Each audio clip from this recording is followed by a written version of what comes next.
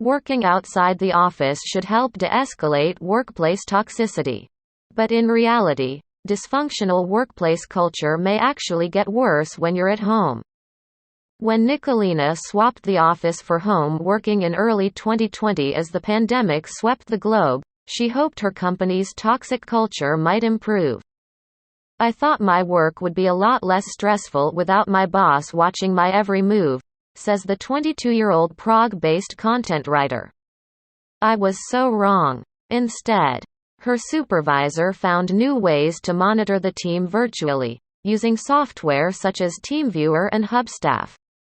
"I guess not having all his employees nearby really affected him. Because he became obsessive, micromanaging every single aspect of our working hours and finding the smallest things to critique," says Nicolina, whose is withholding surname for privacy concerns. "Our stress levels were high, knowing that any moment our boss could check on us, and we were all collectively going crazy." For those employed in toxic office settings, the shift to remote work may have seemed like a silver lining of COVID-19. A chance to enjoy much-needed distance from a negative atmosphere. But, as Nicolina discovered, unpleasant work dynamics can follow us home, and in some cases, get worse, as isolation may aggravate the challenges of working with bosses or colleagues behaving badly. Toxic work cultures can have major impacts on employee well-being, which is why it's particularly vital for people to understand their options for protecting themselves. Toxic from the top down. Toxic workplaces can take many forms, but they share a common thread among employees: negativity and harm. A toxic work culture is one where workers are exposed to psychosocial hazards, says Aditya Jain, an associate professor in human resource management at Nottingham University Business School, who has studied stress, well-being and mental health in the workplace. They may have little or no organizational support, poor interpersonal relationships, high workload, lack of autonomy, poor rewards and a lack of job security. "Our stress levels were high, knowing that any moment our boss could check on us."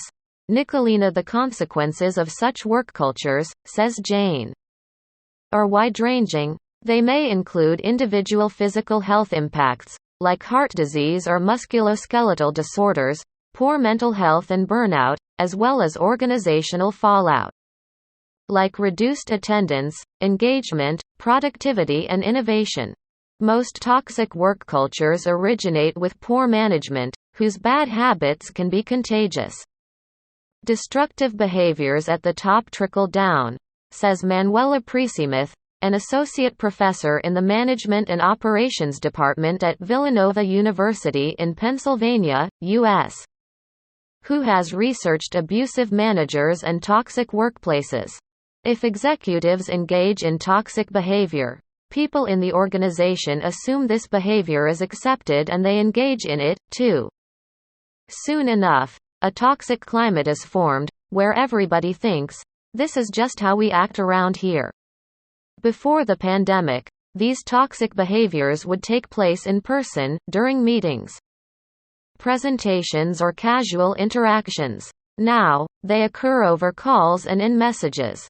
And although you might assume distance would reduce some of these tensions, experts say being away from the office is more likely to do the opposite.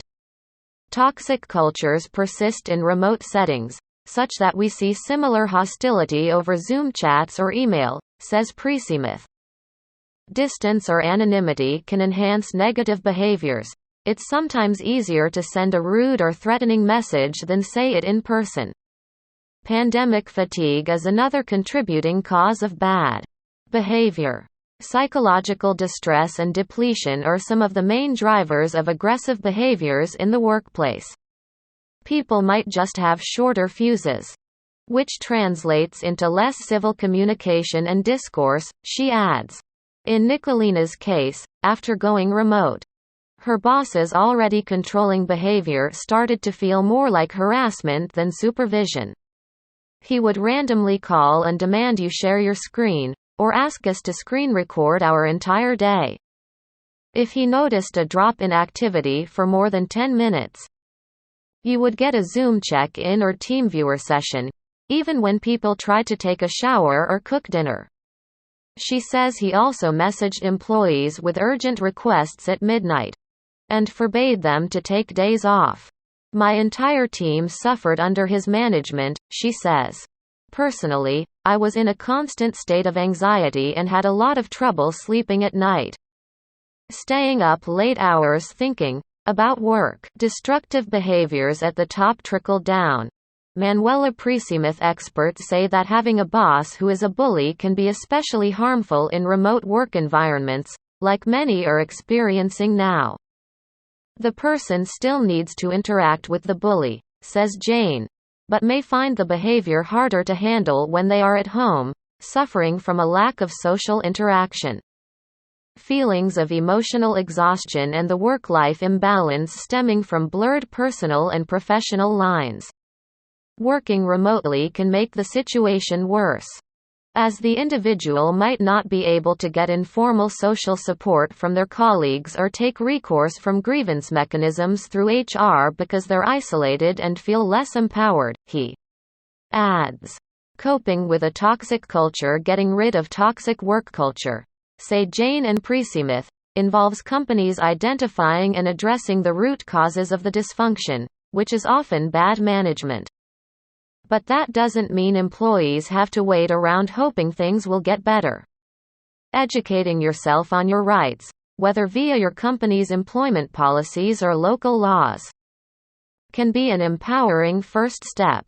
Being aware of your employer's legal obligations is useful, as you can hold them to account, says Jane. Many countries regulate working hours, time off and holidays, with the UN's International Labour Organization's guidelines serving as a baseline international standard. Having this awareness can also help in pushing back on managers whose expectations have become unreasonable or unfair since the transition to remote work, if you're a victim of bullying or otherwise unprofessional behavior. It's a good idea to save those emails or chats, or write down what was said on calls. Gathering evidence of hostility can be a useful tool to substantiate any claims that might be raised through HR or senior management, says Presimith. Also, it's beneficial to try to find allies, perhaps colleagues who have similar experiences or witnessed any transgressions, who can serve as a support system or help address the problem. Banding together with your peers can only go so far if there's no meaningful HR department or system for raising a grievance.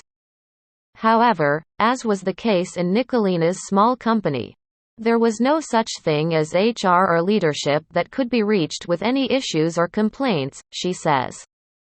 Our boss was our only point of contact and his attitude was that we should be grateful for our jobs and salary. In the end, I quit, along with many others. Once the pandemic started spawning remote jobs. Now I have the creative freedom and peace of mind to develop my own business. A dating and relationship website. If changing jobs isn't feasible at the moment, however, you can take measures to make yourself less vulnerable to toxic behaviors. Setting stronger boundaries between work and your outside life has been useful for employees, says Presimith. Research has shown that it can reduce job-related stress and increase employee well-being. While this can be very challenging with a toxic boss, you can try taking small steps like turning your phone off after a certain hour of the evening, signing out of email and simply making yourself unavailable. Still, Presimith emphasizes that these coping techniques may only temporarily mitigate the effects of a toxic remote work environment, not solve them permanently. If your company leadership ultimately fails to take feedback and implement change from the top down, toxicity will probably persist, and your feelings of anxiety and fear will likely linger. Every employee's situation is different, of course, and not every worker has the same amount of wiggle room to make changes, if any at all. No matter what your circumstances, It's important to remember just how damaging toxic work environments can be, whether remote or in person. Just shrugging off your negative environment can only make things worse. While strong boundaries, social support and stress management may help, you may want to eventually consider moving on if things don't improve. If nothing else, these strategies can buy you time until you land the next, healthier gig.